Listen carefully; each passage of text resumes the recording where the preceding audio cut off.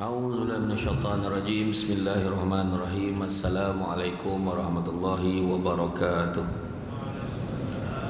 Alhamdulillahillazi arsala rasulahu bil huda wa dinil haqqi liyuzhirahu 'ala dini kullihi walau karihal kafirun walau karihal musyrikun walau karihal muslimun.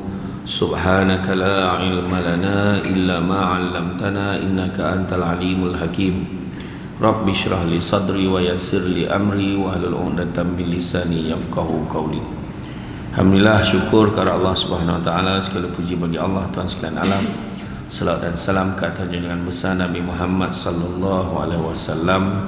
Masih banyak diucapkan kepada tuan pengurusi acara, bahagia Tuan Nazir Masjid, Tuan Imam, barisan Imam, barisannya Tuan Kuasa Hulu Balang AJK, penggerak aktiviti masjid, seterusnya juga pemimpin-pemimpin tempatan di semua peringkat yang berkesempatan hadir, seterusnya tuan-tuan dan puan-puan dirahmati Allah sekalian. Syukur sangat-sangat malam ni dapat kita bersama-sama.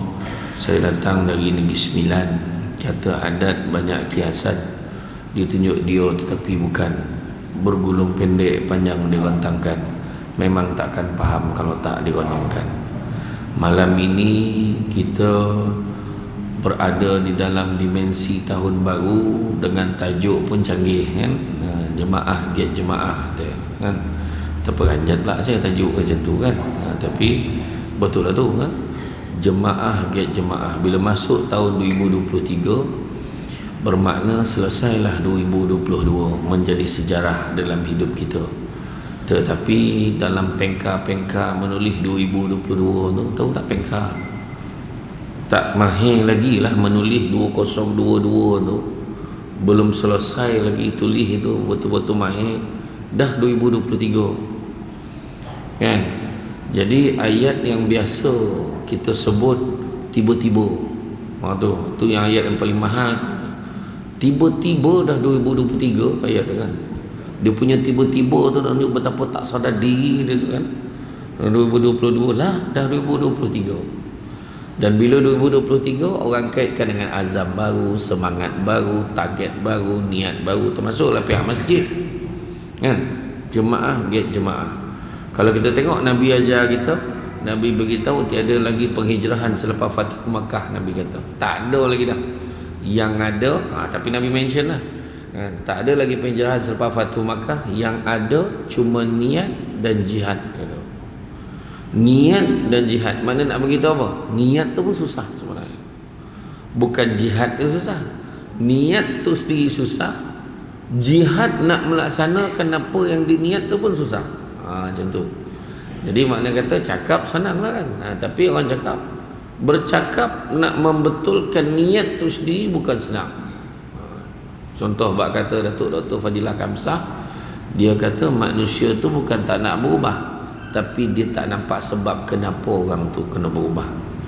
That's okay. Contoh lah kan, contoh yang saya ambil ni menyebabkan ada beberapa orang kurang selesa lah. Contoh suruh berhenti merokok, contoh kan tak selesa tu kan. Dia dah biasa merokok, orang sound kan, cuba kau bawa berhenti merokok, pahala dia tahu ada hujah tu. Imam tahu balik pada masjid elok asal rokok, kau pula maknanya punya hujah tu kan. Jadi makna kata sedangkan perubahan yang disyorkan tu perubahan yang lebih baik kan. Jadi niat dan jihad, maknanya hijrah yang nak dibuat tu buruk pada baik, baik pada lebih baik, lebih baik pada lebih-lebih baik. Macam sekarang nak mengajak orang pergi ke masjid kan. Alhamdulillah malam ni tu, sebab masjid ni saya pun tak tahu macam mana dia nak bosarkan macam mana lagi, sebab saya difahamkan jemaah subuh pun memang macam ni ramai. Kalau golak tu tak ada lah tu kan, mana tu, mana nak test tu kan, nak tengok reaksi tu kan. Jadi kalau dia angguk macam mana betul lah tu kan, tapi kalau tergolak macam tu peranjat tu kan, mana adalah target. Saya ingat saya tahun lepas bulan 10 macam tu, saya camah di Felda Palung 14, Felda Palung Pek boleh lah tu kan. Felda Palung 14 ni dia buat kempen tu, anak-anak yang bersekolah datang subuh berjemaah di masjid akan dapat duit belanja sekolah RM3 setiap seorang. Abah bising, papa pergi masjid dapat dia belanja, abah tak pergi, nak kan. Lepas tu siapa yang orang dewasa yang datang 40 hari berjemaah berturut-turut tanpa putus, 40 hari betul-betul tanpa putus, layak untuk cabutan bertuah, menang skuter. Ni bukan bagi idea ni, contoh kan, jemaah kan. Dia kan contoh-contoh lah. Jadi saya teringat waktu saya belajar dulu, saya berguru dengan tok guru saya, tuan guru debat saya, nama dia Cik Khairul Azan bin Cik Ahmad. Dia mengajar saya pidato, dia mengajar saya debat. Dia ajar saya pidato sampai saya camp kebangsaan. Dia ajar saya debat sampai saya Johan debat diraja. Dia ajar saya. Saya ingat kata-kata dia ni, orang Kelantan. Dia kata, aku ni belum selesai lagi, dia kata. Belum selesai target dia, selagi mana dia tak boleh train. Dia pernah jadi champion. Dia kata akan selesai perjuangan dia kalau dia boleh train orang lain jadi champion macam dia. Dia kata. Jadi mu pun kena buat benda sama, dia kata. Saya pula kenalah train anak-anak murid saya pula supaya dia jadi champion macam saya, bukan jadi champion seorang-seorang. Lepas pada saya ada orang lain juga macam tu jugalah. Saya mungkin perkaitan tu ada lah. Macam kita tengok hari ni, kita dah alhamdulillah dapat datang masjid, kita dah alhamdulillah istiqamah. Jadi sebenarnya kita kalau datang masjid ni, kita tak boleh nak lagak-lagak dah. Kita kena doa, ya Allah bagilah aku kekuatan agar aku terus pergi ke masjid, ya Allah berikanlah aku istiqamah, ya Allah. Bukan senang tuan-tuan. Orang dah selalu datang masjid, sekali tak datang lain macam ke tu. Orang yang tak pernah datang masjid, malam ni datang, lain macam kan, lain macam. Kena pula kawan-kawan sound dia, tak pernah nampak, malam ni tiba nampak, birat muka kawan tu kan. Memang malam tu lah dia datang kan. Jadi malam ni tajuk ni sangat hebat, sangat baik kan. Maknanya dia dah banyak-banyak fikir benda tu simple tapi berat, iaitu jemaah get jemaah. Jadi makna kata tanggungjawab semua orang. Rumah ni rumah siapa? Bukan rumah kita, rumah Allah. Jadi rumah Allah jangan buat macam rumah kita. Secara sawan orang, kau pahal datang, tu kan. Kau pahal datang, tak adalah saja dengan Samsul debat malam ni. Dek Samsul debat kau datang. Kalau tak, memang kau tak datang kan rumah kawan. Langsung tak datang. Jadi patutnya kita lalu kan seronok tengok kau datang malam ni. Lain kali datang lagi tahu kita datang sama-sama. Untuk makluman kau, bukan Samsul debat dia mengajar tiap-tiap malam ada kuliah sini. Ya kau, dia pun tak tahu apa. Contohlah kan. Kan kecuali Sabtu malam Ahad. Sabtu malam Ahad dia tak ada kuliah. Ada apa Sabtu malam Ahad kuliah? Ada kan? Ada pula malam ni ceramah khas. Kan. Biasanya ada setengah masjid tu dia memang free kan hari Sabtu malam Ahad atau Ahad malam Isnin untuk masa jemaah bersama dengan keluarga. Seolah-olah macam jemaah tu tiap-tiap malam betul lah datang masjid. Macam tu lah. Dia punya cara tu kan. Jadi insya-Allah tuan-tuan dan puan-puan sekalian. Jadi kalau kita tengok masjid ni tempat apa? Masjid ni tempat tumpuan pada zaman Nabi dulu. Pada zaman Nabi dulu masjid ialah tempat pentadbiran. Di sinilah tempat berbincang, tempat mendapatkan ilmu, tempat berkongsi perkara-perkara yang baik. Dan sekarang ni masjid makin berubah wajah. Dan kalau nak tengok ramai orang datang masjid ni tanpa perlu get jemaah lah kan. Kena tengok pada 3 occasion yang besar, iaitu bulan puasa, lepas tu hari Jumaat dan juga raya. 3 tu. Tak kisahlah raya puasa ataupun raya haji.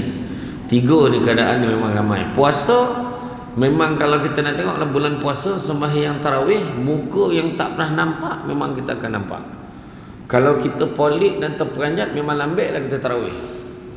Kan? Muka tak pernah, ni siapa ni? Tak ada. Sebab bulan puasa biasa, muka tak pernah nampak pun nampak. Kita pun tanya, bau pindah? Bukan bau pindah, tak pernah datang. Memang dah lama duduk sini kan. Contohlah. Kan? Jadi macam-macam yang diusahakan, yang dibuat kan. Termasuklah kadang-kadang setengah masjid tu diimport kan. Dia import imam luar tu. Punya nak bagi tarik perhatian. Tapi bulan Ramadan insya-Allah tu bulan yang paling senang sekali. Tak payah cakap sangat lah, tak payah hajak pun lah, memang ramai. Sebab setan pun komunikasi kan. Tu dia datang, dia ada yang datang mengaku.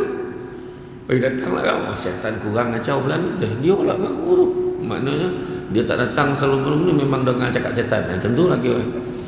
Kan? Jadi makna kata bulan puasa kita dah biasa. Hari Jumaat biasa. Itu siap renew lah tu. Aku dah 2 kali tak datang ni, kena datang. Siap main renew pula kan. Dia kena datang minggu ni. Contohnya. Kemudian hari raya, itu biasa. Hari raya pun kadang-kadang tengok dia balik beraya kat mana, ataupun dia tak beraya, dia duduk kat taman tu. Jadi nampaklah muka dia kat masjid tu. Jadi kita kena faham bahawa nak mengajak orang ni sebab apa? Nak mengajak orang ni sebab kelebihan-kelebihan yang Allah sediakan. Kita tengok salah satunya, kita tahu 7 golongan yang mendapat naungan daripada Allah SWT akhirat besok, yang mana tak ada naungan selainnya. Apa dia? Yang pertama, pemimpin yang adil. Itu hari lain lah kita cerita. Yang kedua, cerita tentang pemimpin yang adil ni tak semestinya Perdana Menteri, wakil rakyat, tak semestinya. Termasuk ketua keluarga pun pemimpin, kan? Pemimpin yang adil, pengurusi masjid, kan? Ahli jawatan kuasa yang ada jawatan, semuanya akan dipertanggungjawabkan, kan? Dan keduanya, orang muda yang menyibukkan dirinya beribadah pada Allah pun dapat naungan pada Allah. Yang ketiga, orang yang hatinya terpaut pada masjid. Macam mana pun nak cari masjid, pergilah ke Melaka, pergilah ke Johor, pergi Perak, balik di Sembilan, kan? Sampai ke Seremban, Rumah Anak, kan? Dia tetap tanya anak, masjid jauh tak di sini? Dia nak pergi masjid juga. Dia tetap nak cari masjid. Bila orang tu hati dia terpaut pada masjid, itu salah satu golongan yang mendapat naungan daripada Allah. Yang keempat, orang yang bercinta, berkasih sayang, bertemu kerana Allah, berpisah kerana Allah. Yang kelima, orang yang diajak berzina oleh perempuan yang cantik dan kaya, tapi ditolaknya kerana takut kepada Allah. Bukan bermakna perempuan buruk dan miskin boleh. Kalau dah kaya dan lawa pun ditolak, yang buruk dan miskin lagi tak selera. Yang keenam, orang yang bersedekah, tangan kanan memberi, tangan kiri tak tahu, maknanya menyembunyikan sumbangannya. Orang ni akan dapat naungan pada Allah. Bukan kata orang yang tunjuk-tunjuk tu tak baik, bukan tak baik, baik juga kalau niat dia untuk mengajak orang lain supaya sama-sama bersedekah macam dia, tu tak apa. Dan yang ketujuhnya adalah orang yang duduk bersendirian dan basah pipinya dengan air mata kerana mengenang dosanya kepada Allah. Jadi itu sebabnya. Poin yang pertama, nak ajak orang jemaah, jemaah ni. Kenapa ajak pergi masjid? Untuk dapat naungan Allah. Melainkan kita rasa kita dah good benar dah, dan rasa dah okey dah ni, confirm syurga dah ni, tak ada siapa berani tuan-tuan, kan? Dan setakat saya cek lah, tahun 2022 belum ada dosa lagi tu, steady, kan? Rasa-rasa berani tak macam tu? Orang perempuan berani tak angkat tangan? Alhamdulillah Ustaz, saya tak ada dosa lagi 2022. 2023 ni baru terbuat semalam satu, dia kata. Dah taubat dah malam tadi, kata kan. Tak berani tuan-tuan, tak berani. Kita semua ada dosa. Nabi pun sebut manusia itu berdosa, dan sebaik-baik manusia berdosa itu bertaubat kepada Allah. Jadi maknanya yang pertama, nak mendapat naungan daripada Allah Subhanahu Wa Taala di hari akhirat kelak.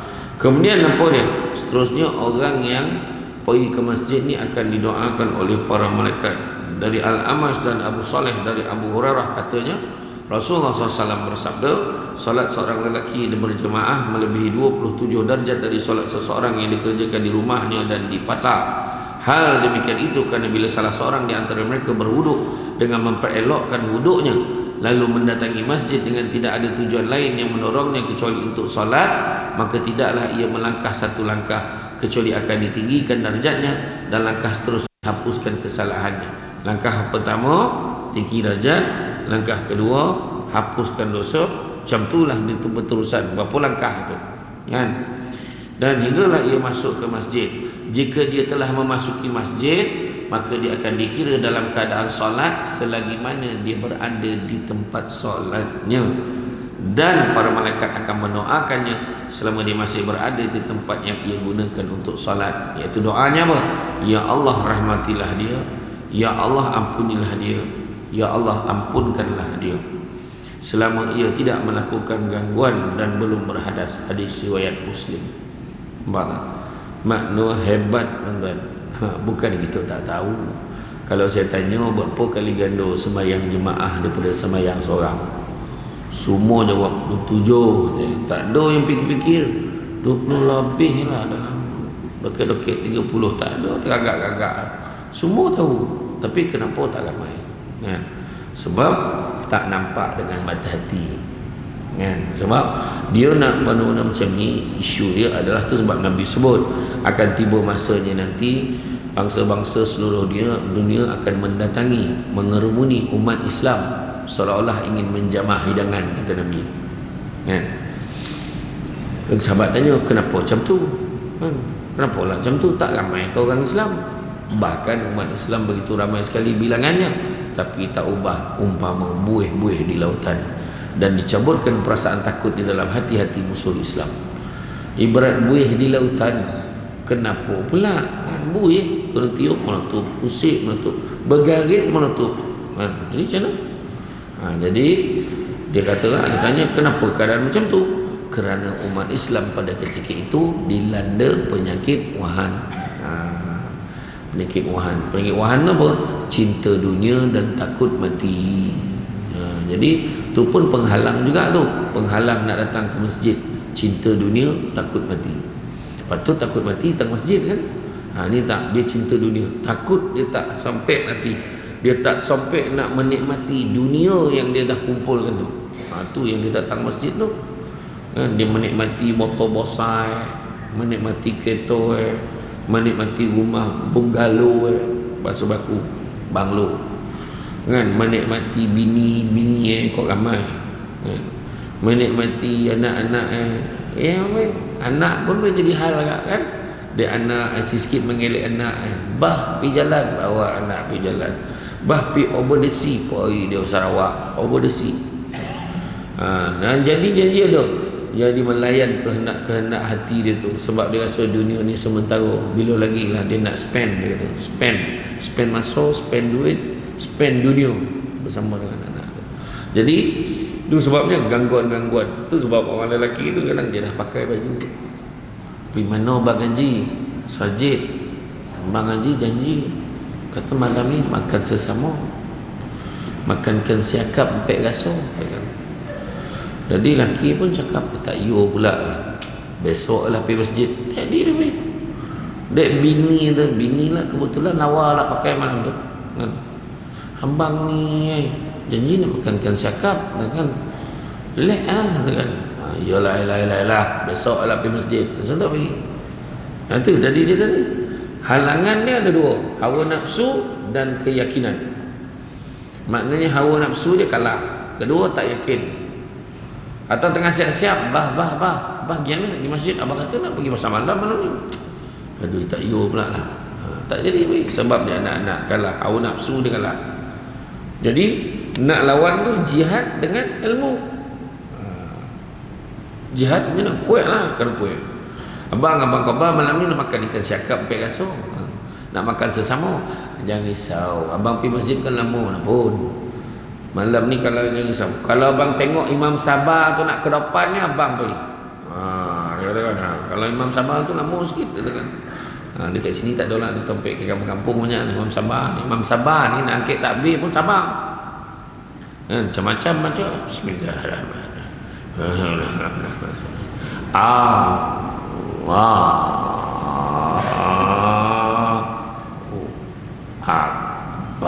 Tu kan.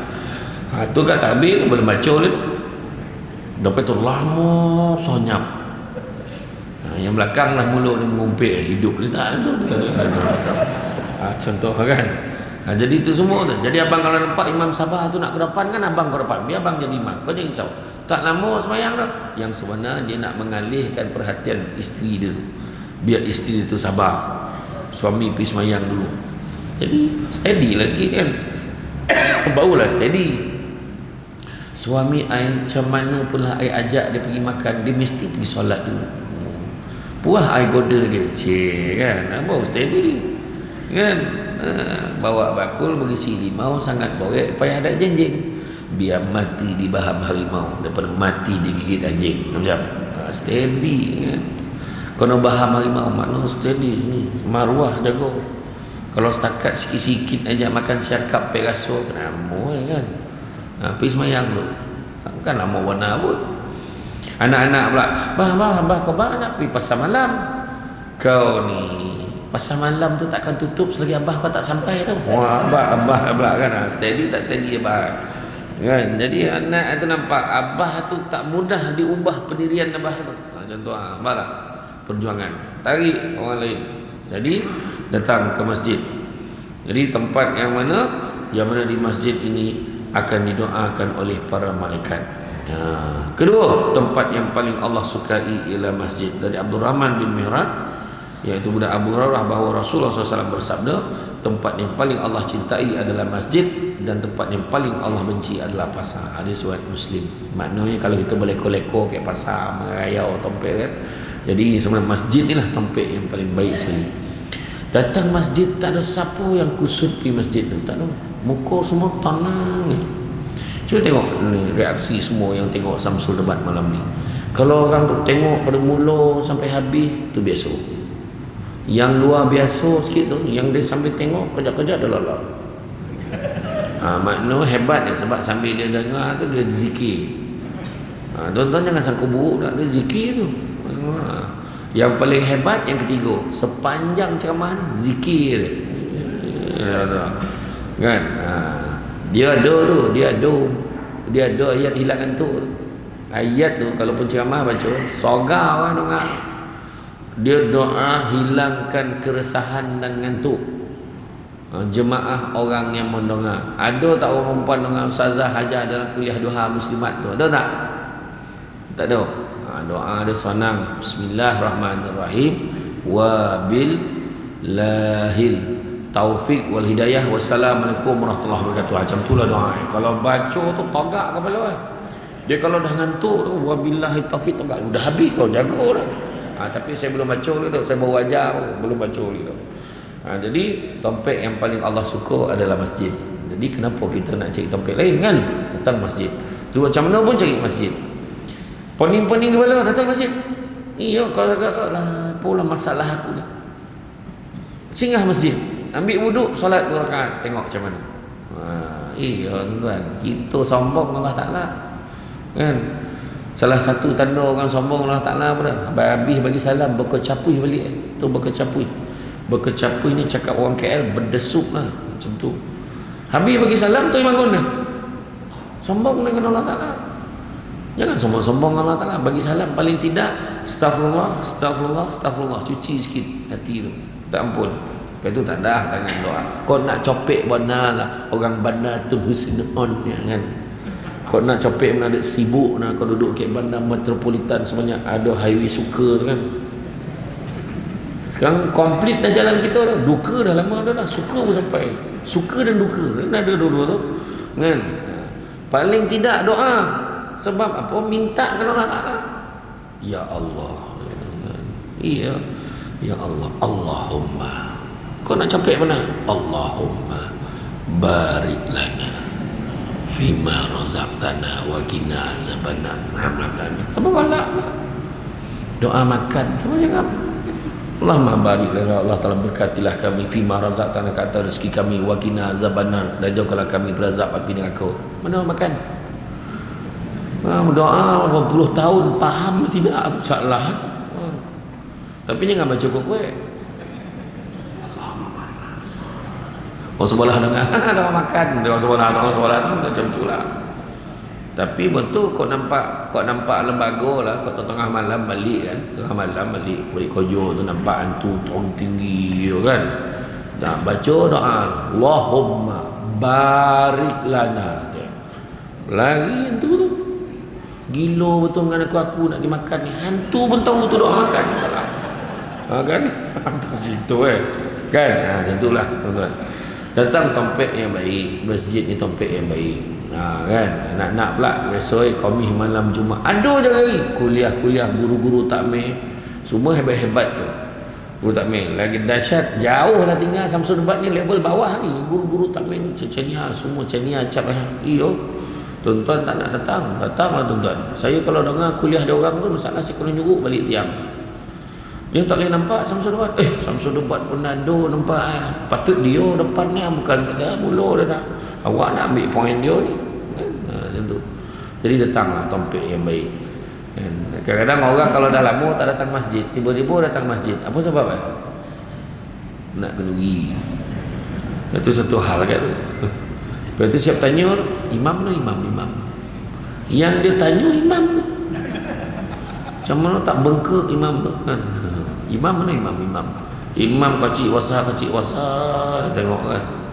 Ni lah imam. Minta maaf lah imam, tak perasan. Imam dah panggil kau selama ni sembahyang mana? Sini lah mam, pula kau tak perasan tak? Dah imam pandang depan, dah salah imam pula pandang depan. Gila tu.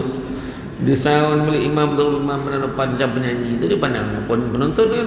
Nampaklah kau imam nak pusing belakang lah kan. Tu semua lah tu tuan-tuan. Aduh, jawab dia orang ni.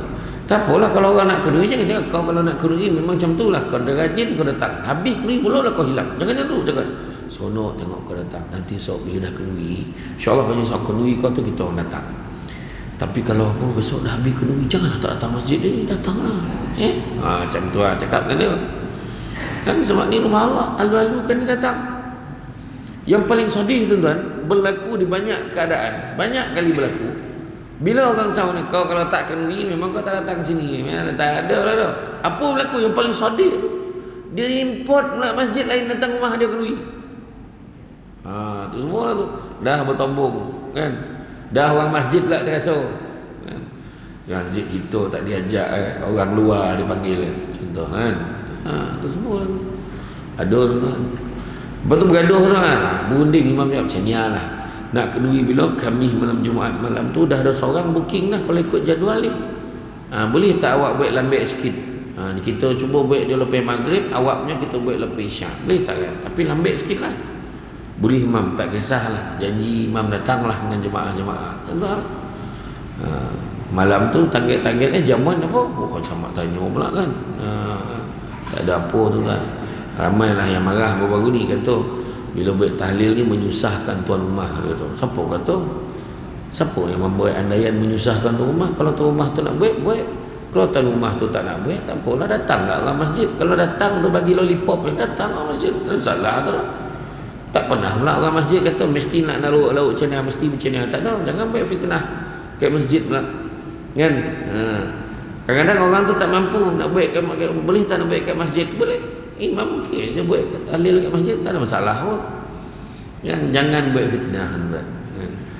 Kalau kita buat kenduri kat rumah kita, dua pahala yang paling besar. Pertama zikir, liman kana arjullaha wal yawmal akhir wa zakarullaha katsiran. Siapa nakkan rahmat Allah, nakkan hari akhirat, ingat Allah banyak kan. Zikir, sepanjang tu zikir. Dan yang kedua, pahala yang besar makan. Tu. Apa sebab? Sebab tuan rumah sedekah bagi ke orang. Iya tu kan. Itu yang ke Negeri 9 kalau tuan-tuan pergi tahlil tak ada yang pendek-pendek tu kan. Dah hilang-hilang lutut baru doa. Kata arwah Syekh Murtada dulu biar dia panjang zikir baru dia berbaloi lauk kat dapur tu. Lauk khatam tuan-tuan tak sampai sajuk kan. Apa? Dia punya tahlil la ilaha illallah 3 kali, la ilaha illallah al-Fatihah dah menyongging makan kan panjang zikir. Kan ke masjid tempat yang paling disukai kan. Semua kita buat bono-bono baik. Datang masjid jiwa tenang, datang masjid hati gembira, datang masjid masalah selesai. Malam ni ada orang datang masjid, dia tak ada target apa pun, datang macam biasa, tak sangka pula lah malam ni Samsul debat ke kan. Lah tak sangka dah kan.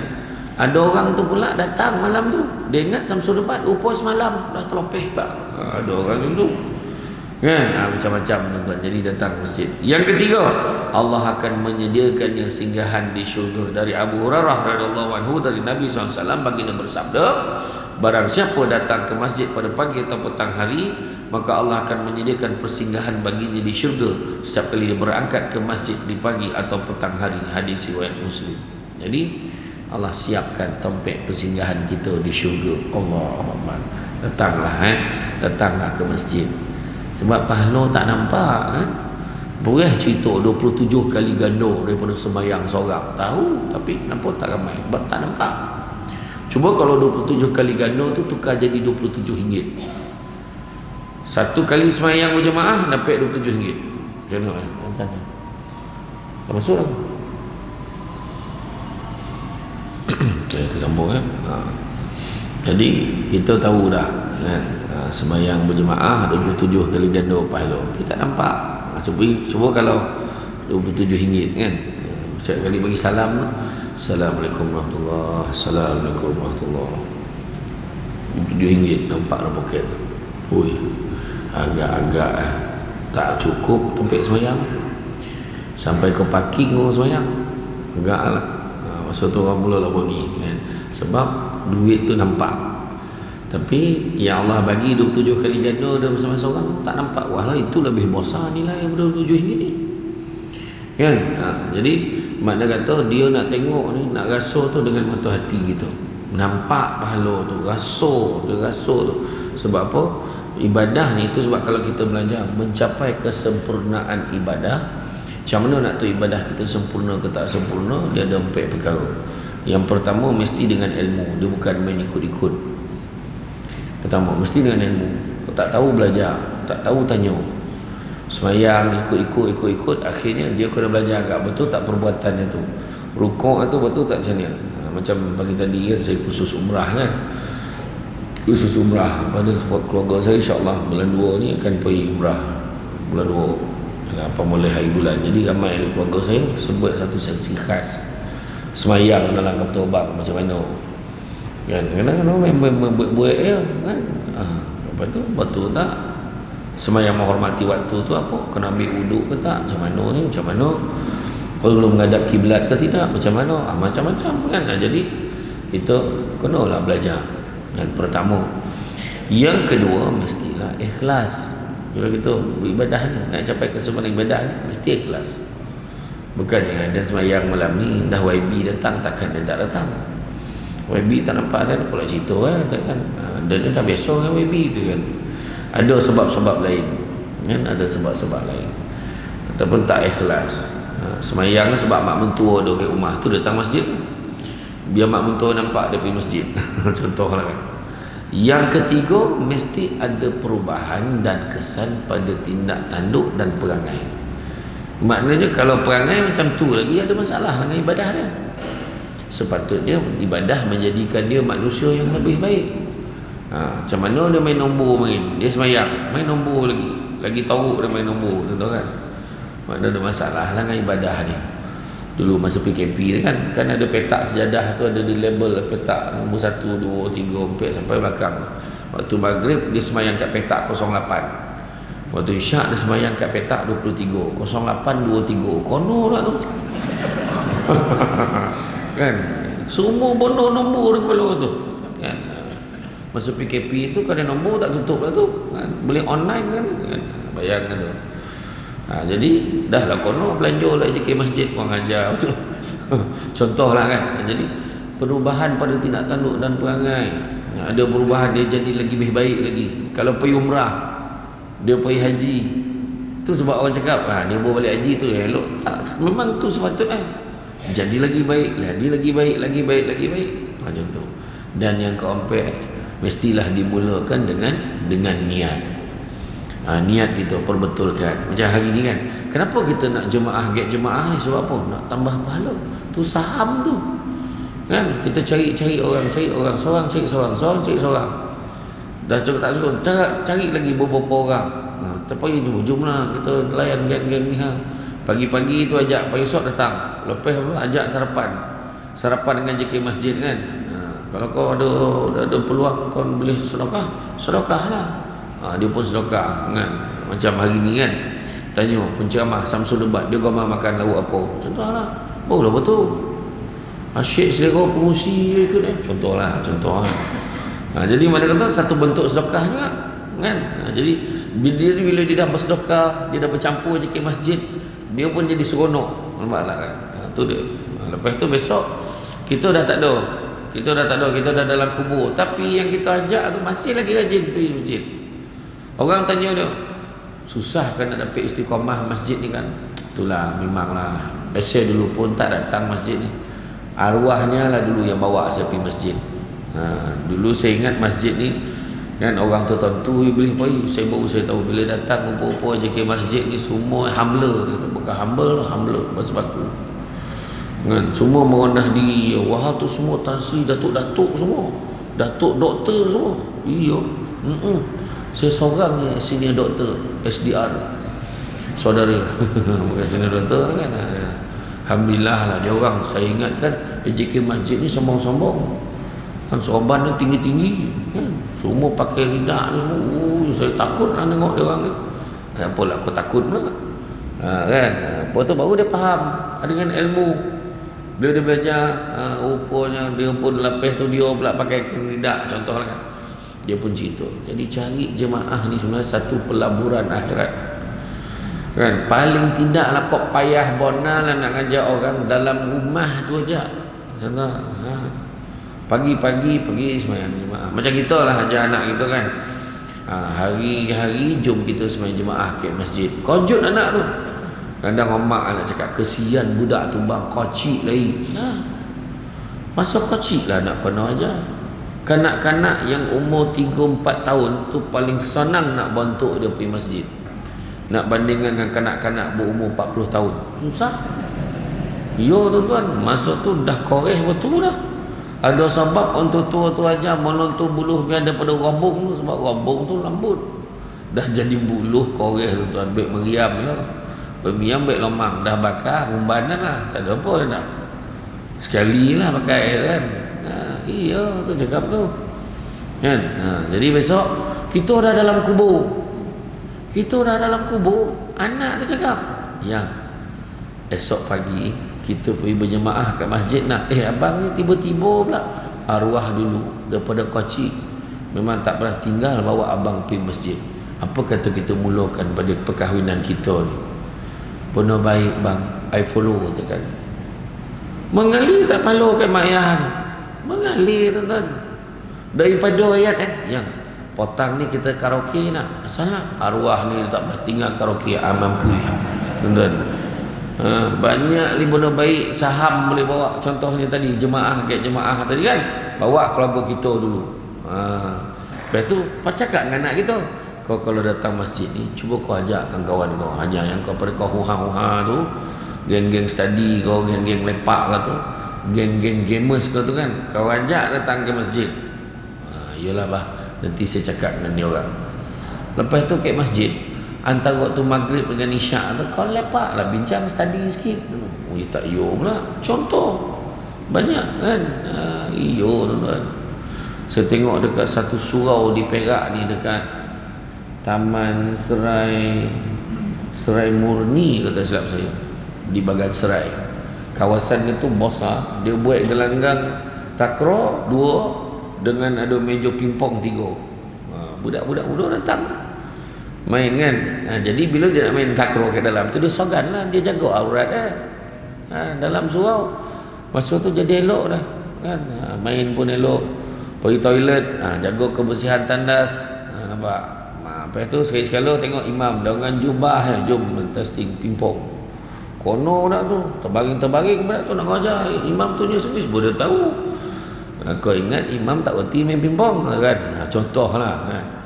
Jadi banyak sebenarnya kita boleh tarik, attract orang datang kan. Contohnya macam hari ni kan, kadang-kadang apa penyebab orang kadang-kadang dia allergic datang masjid dengan surau? Dia tak boleh dengar sumbangan. Kita hari ni nak lancar ke sumbangan, dah mula dah. Dia tak boleh. Sedangkan itu satu peluang untuk kita. Jadi dah halang-halang sebut sumbangan ni, malam ni nak beritahu. Untuk makluman tuan-tuan puan, kita lancarkan sumbangan tabur untuk memasang penghawa dingin dekat sudut solat muslimah tu. Dia orang dah berkipih dah tu. Sian tokopung pula tu kan. Jadi kita pasanglah aircon kan. Ni dah zaman dia kan. Kapet dah tabah kan, sujud tabah 6 muka kan. Jadi pasang pula, kita pasang aircon. Sini handa tuan-tuan, kipih bos, Allah basah kipih bal. Ni kipih ni tu, ni kurang-kurang 35,000 satu. 35,000. Aircon buka, salju, pintu buka. Mak, ini salju sampai ke parking ni, yang main-main. Tu tuan-tuan, yang main-main. Jadi kalau jadi tuan-tuan sumbanglah tuan-tuan ya. Jangan tak bagi kan. InsyaAllah mudah-mudahan saham akhirat tuan-tuan kita bagi, selagi mana orang pakai mengalirlah pahala untuk kita ya. Kemudian apa lagi kelebihannya? Mendapat naungan Allah di akhirat tu saya dah sebut dah tadi. Kemudian mendapat ganjaran solat yang lebih banyak. Dari Abu Musa berkata, Nabi SAW bersabda, orang yang paling banyak mendapatkan pahala dalam solat adalah mereka yang paling jauh jarak rumahnya ke masjid. Kerana paling jauh dalam perjalanannya menuju masjid orang yang menunggu solat hingga melaksanakan solat bersama imam lebih besar pahalanya daripada orang yang melaksanakan solat kemudian tidur. Maknanya orang tu pergi jalan jauh kan, pergi besar pahala kat rumah kan pergi semayang baring kan. Contoh kan. Jadi makna kata setiap langkah tu lagi jauh. Tu yang ada seorang sahabat tu rumah jauh, maka ditawarkanlah, nak tak kau kan beli ke Kaldai kau, biar kau naik tu tunggangan kau tu ringan sikit, ataupun kau pindah dokek sikit. Tak ada, aku tak nak no. Dan aku tak sanggup, biarlah rumah aku jauh, mudah-mudahan Allah bagi aku ganjaran pahala sejauh-jauh langkah aku tu. Nabi kata memang Allah akan bagi tu dah kan. Tapi janganlah kita cuba pula daripada Gombak jalan ke sini. Itu dah sampai sini dah tak rupa orang dah tu kan, tahu kan. Bukan zaman kita dah tu kan tuan-tuan kan. Kita ni tak macam tak kuat macam sahabat tu, tak ada kuat kita terus tuan-tuan kan. Sahabat contoh paling simple kan, kita tengok sahabat bukan Nabi tu, sahabat sendiri kan, istighfar berapa kali, tahu pun 70,000 kali sehari. Kita dapat tak macam tu? Tak dapat, parah. 70,000 sahabat-sahabat 70,000 kali istighfar sehari. Macam mana itu? Kita imam astaghfirullahalazim la ilaha illa wal hayyul qayyum wa atubu ilaih. Astaghfirullahalazim la ilaha illa wal hayyul qayyum wa atubu ilaih. Malam tu rajin pula imam 10 orang belakang nama 10 pula dah. 10 dah marah dah. Sahabat 70,000 kan. Macam itulah kekuatan kan.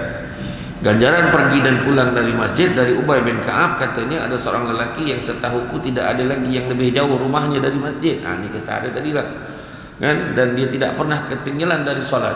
Kemudian ada orang berkata padanya, atau aku sendiri Ubay yang berkata kepadanya, bagaimana sekiranya kamu membeli keldai untuk kamu naiki ketika gelap atau ketika panas terik? Lelaki itu menjawab, aku tidak ingin rumahku berdekatan masjid, sebab aku ingin langkahku ke masjid dan langkahku ketika pulang ke rumah semuanya dicatat. Maka Rasulullah SAW bersabda, sesungguhnya Allah telah mencatat untukmu seluruhnya. Hadis riwayat Muslim. Itu dia kan, beritahu orang ni kelebihan ni.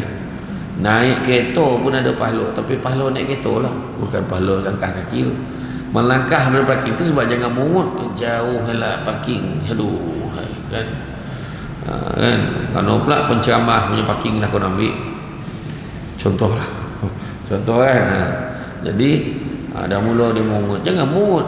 Langkahan kita tu semua kira tu, sebab dalam rumah kan, dalam rumah kita kan kita buat ruangan solat kan, buat ruangan solat. Melangkah daripada bilik tidur pergi bilik nak sembahyang, semua Allah Ta'ala kira kan.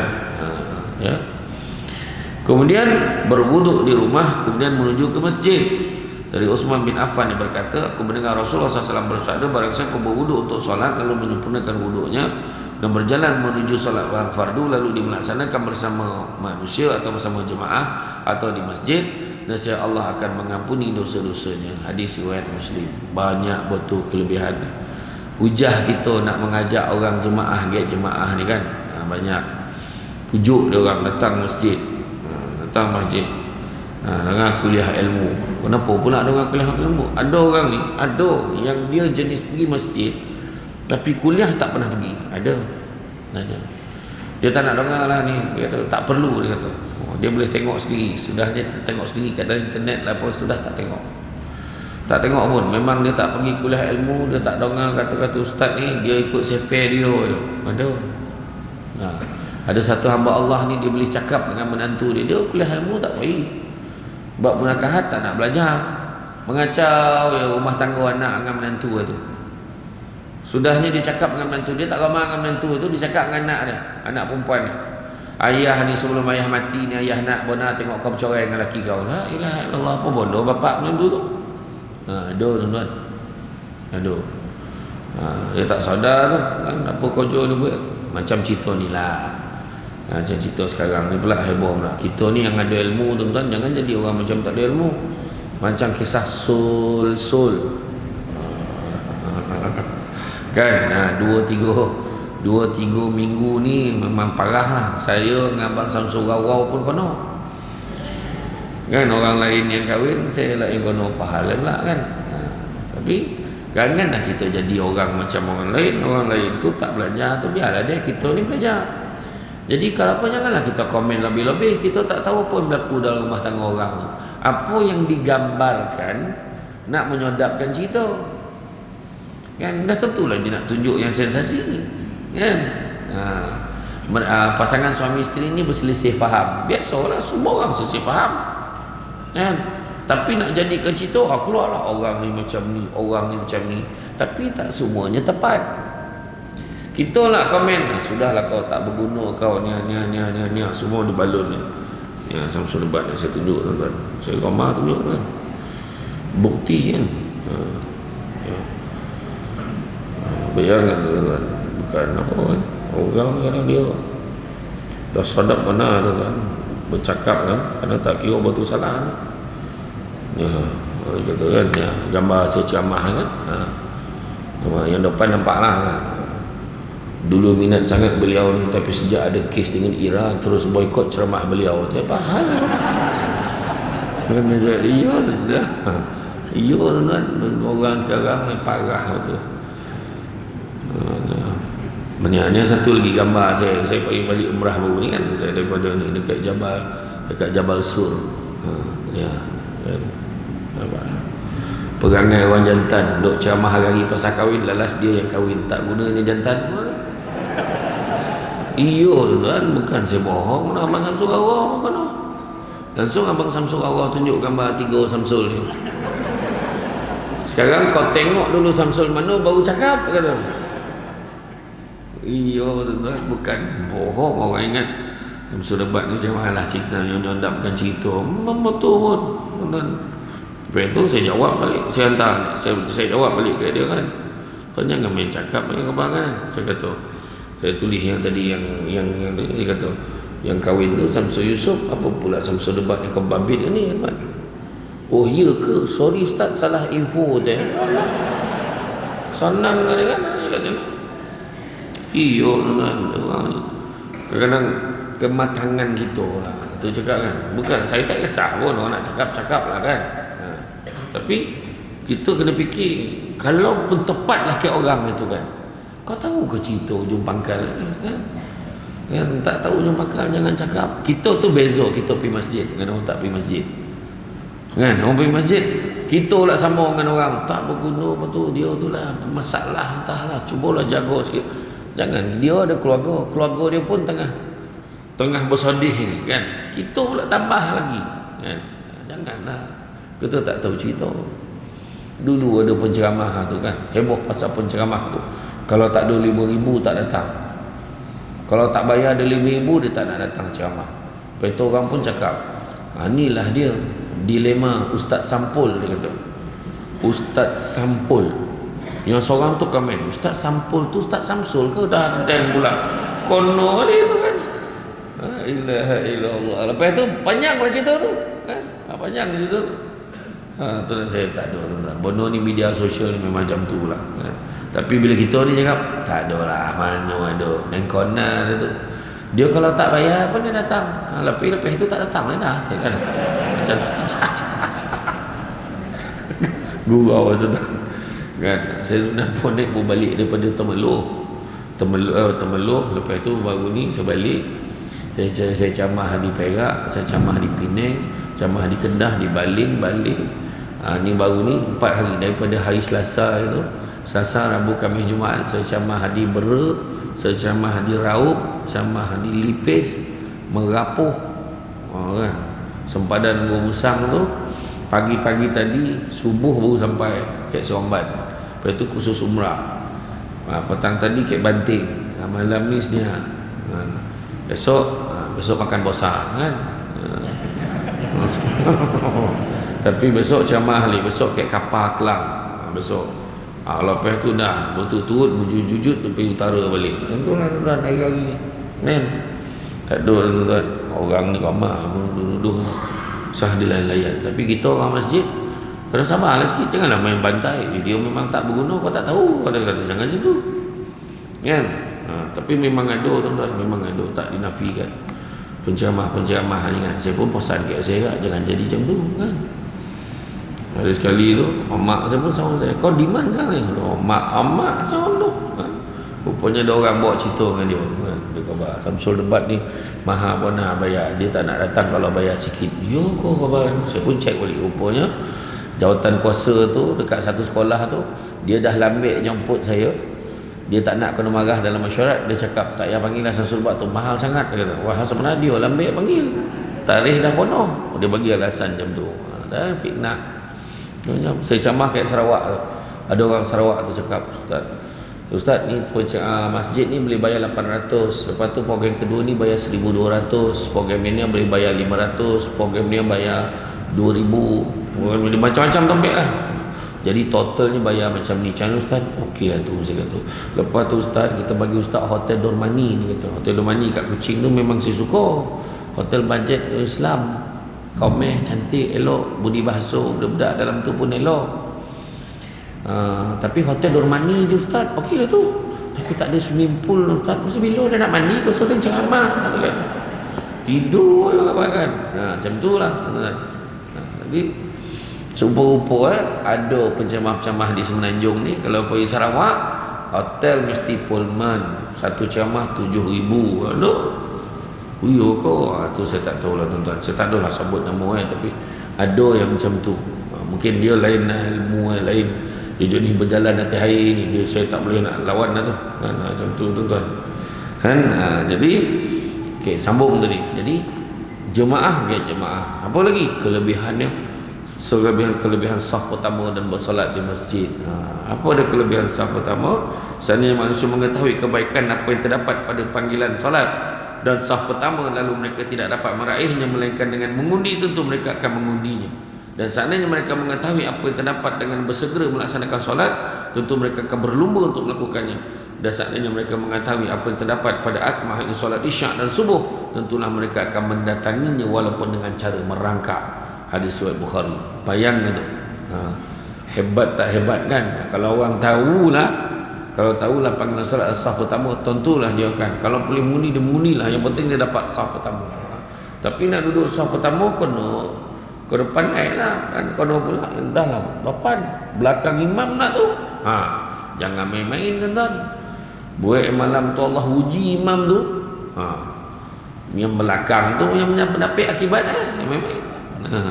Allah ujilah imam malam tu, kelabu lah, dia tak nampak lah ayat malam tu. Allazi dah tak jumpa ayat dah. Yang belakang kau nak tolong. Nak duduk saf pertama, belakang sama merabur macam mana? Kawan sekolah tu kena tolonglah. Kawan yang belakang, siapa suruh baca panjang? Kita dah salah lah baca panjang pula kan. Dia ni kan. Tu dah tu. Konolah belajar. Kono belajar cantik toluk, pantai landai, tambah perahu tepi kuala. Biarlah buruk kain ini dipakai, asalkan penuh ilmu di dada. Tak tahu belajar kan? Tak tahu belajar. Samsul Debat pun belajar tuan-tuan, tanyalah orang yang tahu kan. Kalau kita tak tahu, tanyalah orang yang tahu. Yo tuan-tuan, kadang kita main belasah kan. Tu sebab cari jemaah. Tengok kita sonok ni kan, masjid besar-besar cantik-cantik kan, tapi kita naklah mengimarahkannya, menghidupkannya dengan meramaikan. Ajak orang datang ramai-ramai. Siapa yang datang ni, inilah jawapannya. Kebahagiaan kan, sinilah tuan-tuan. Nak cari bahagia lah, datang masjid. Bukan ke tempat lain lah. Orang luar tu dia lain, dia cari bahagia, dia pergi taman tema. Dia tak tahu lagi meraban belotak tu pergi taman tema tu.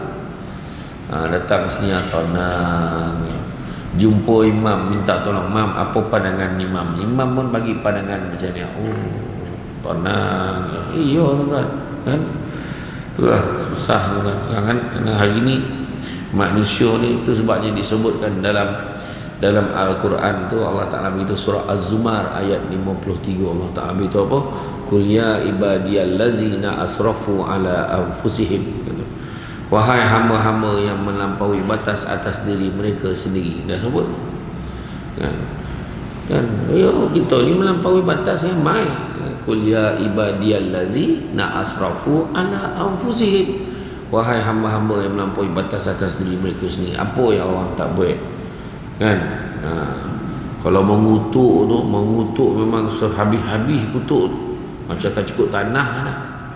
Cuba tengok Pelan Raya itu, ni bukan cerita politik lah, kita ambil sikit lah cerita je kan. Mengutuk 2 minggu dikutuk kawan, di bambu kawan tu sepanjang tempoh kempen. Habis pilihan raya dopo tangan sahabat dengan hamba cakap ni. Itulah di politik tuan. Saya cakap apa? Saya tak cakap siapa tau, ni contoh. Orang ni pangkahnya tak naknya, orang ni pangkahnya tak naknya, dua-dua dapat. Dia cakap apa? Tu lah sekarang boleh macam beli barang lah, pilih rupa tak tahulah dapat free gift macam tu lagi. Yang faham, tak faham sudah. Itulah. Iya tu sebab kan. Jadi makna apa? Pengajaran apa? Jangan gaduh, susah. Melampau-lampau nak kita ni. Semua benda melampau. Melawan jangan tak bertegur siapa, bergaduh. Melampau. Sedangkan silaturahim nak kena jaga. Baiklah. Dan cerita yang budak tu disepak abah, terbalik ayah tu. La ilaha illallah. Melampau tu. Kan? Mendera anak OKU tu. Tu tengok tu. Kan? Tak melampaui batas ke manusia ni? Melampaui batas. Borok pun sayang kan nak. Tahu lagi kita benda borok apa. Kan? Jiran sebelah rumah patutnya bertegur siapa? Dekat Putrajaya dah seminggu mati dalam rumah, busuk baru tahu. Macam mana? Tak akan melampaui batas. Melampaui batas. Kan? Tu belum cerita lagi dah elok-elok senapang sibuk nak jadi perempuan. Dah senapang lah. Nak jadi perempuan pula dah. Tak akan melampau. Kek lain elok pakai jubah sampai depan Kaabah pakai telokuk. Yang terbaru tu pula perempuan pula pakai ihram. La ilaha illallah. Macam mana cakap? Tu yang tadi sebut tadi. Kan kul ya ibadiyallazina asrafu ala anfusihim, wahai hamba-hamba yang melampaui batas atas diri mereka sendiri. Allah sambung ayat tu, la taqnatu mir rahmatillah, jangan berputus asa dengan rahmat Allah. Innallaha yaghfiruz dzunuba jami'an, sungguhnya Allah nak ampunkan dosa-dosa kesemuanya. Innahu huwal ghafurur rahim, sungguhnya Allah Maha Pengampun lagi Maha Penyayang. Macam itulah nak ajak orang pergi masjid. Aku ni banyak dosa, aku ni banyak salah. Betul, datang masjid. You are welcome, please. Oh, tuan-tuan. Mana tulisin on? Cakap orang putih lah. You are welcome. Yang datang. Jangan fikir-fikir datang masjid. Barang siapa yang beribadah kerana manusia, hukumnya riak. Siapa yang tidak beribadah kerana manusia, hukumnya syirik. Sebab seolah-olah rasa ada lagi besar pada Allah menyebabkan dia tak datang beribadah. Tu sebab kena datang. Kan aku pergi masjid, kau orang cakap apa pula? Dulik lah kau cakap apa. Orang nak cakap-cakap lah. Kan? Yang penting kita tahu datang, kita nak menyerah diri kita kepada Allah Ta'ala. Macam tu kan. Kan datang. Pujuklah tuan-tuan. Jemaah, get jemaah. Malam ni cari. Kan? Seberapa ramai yang boleh kita carilah tuan-tuan dan puan-puan sekalian. Contoh macam kita tengoklah dalam bab kita meraihkan orang-orang yang nak masuk Islam. Kan? Abang Adam Kori. Kalau Abang Adam Kori yang dulu penari AF dulu yang berlakon jadi lah Dragon tu lah. Kan contoh sebut Dragon ramai kona kan. Dia berlakon gangster Cina tu kan. Dalam tempoh dia masuk Islam daripada tahun 2012. Bayangkan dalam tempoh tu sampai sekarang dia telah mengislamkan lebih 17 orang sahabatnya. Kita yang dah berpuluh tahun Islam ni seko pun tak dapat. Seko pula seorang pun tak dapat. Contoh lah kan. Maknanya macam mana? Usaha dia tu nak menarik orang kepada Islam. Kita bukan suruh tarik Islam. Nak tarik Islam tu datang masjid. Ringan dan sikit patutnya. Tapi boleh diusahakan. Gunakanlah kebijaksanaan kita, sebab itu adalah merupakan manifesto gagasan yang pertama dan utama masjid ini untuk tahun 2023 ni. Sebab kita nak menafikan hakikat orang menyatakan masjid besar-besar tapi orang tak ada. Tapi kita buktikan sebenarnya masih ramai yang memang hatinya terpaut pada masjid untuk dapatkan naungan daripada Allah Subhanahu Wa Taala. Jadi tuan-tuan dan puan-puan rahmati Allah sekalian, so cukuplah tu. Saya faham signal tu. Cara-cara duduk bergalih-galih itu kaki bajak menunjuk, bajak kotak lutut tu saya faham. Bukan saya tak faham tu kan. Insya-Allah. So ini seorang penceramah yang sangat memahami kehendak audiensnya. Jadi cukuplah tu tuan-tuan. Mak kata orang kan, cantik dipandang rumah penghulu ke itu okey dari papan. Alang-alang menuntut ilmu, sebutir pasir kembangkanlah menjadi intan. Selagi boleh kita tarik jemaah ni, kita tariklah jemaah seramai-ramai. Ya, sepandai-pandai tupai melompat akhirnya jatuh ke tanah jua. Walaupun perkongsian sudah tamat, mudah-mudahan meresap ke dalam jiwa. Budak-budak membawa kalah nak menjolok buah berangan. Kalau ada silap dan salah, dikata tidak, dicaci jangan. Tenang-tenang air di laut, sampan kelok mudik ke Tanjung. Hati terkenang mulut menyebut jasa baik.